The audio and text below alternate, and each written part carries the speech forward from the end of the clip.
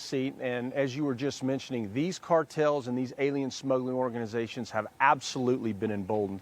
In the last 6 months, you've had over 1 million apprehensions, according to U.S. Customs and Border Protection data. Now, we're embedded all week with the men and women of the Texas Department of Public Safety's Elite Aircraft Division in West Texas as they're conducting Governor Abbott's Operation Lone Star to try to secure the southwest border as best they can as they deal with a massive influx in people.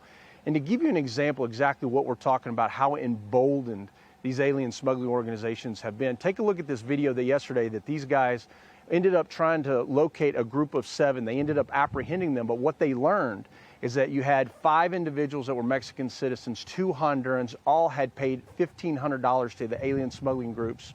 They had been in the country for 4 days walking through the mountains, and then their guide abandoned them. So what really turned out originally to be an apprehension really turned to be a rescue because they were just in the mountains about 5 miles from the closest roadway when they were taken into custody.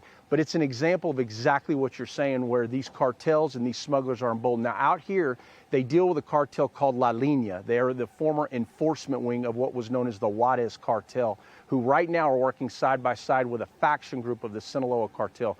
But I can tell you, they just got their intel brief for this morning. We're fixing to deploy in these helicopters behind us.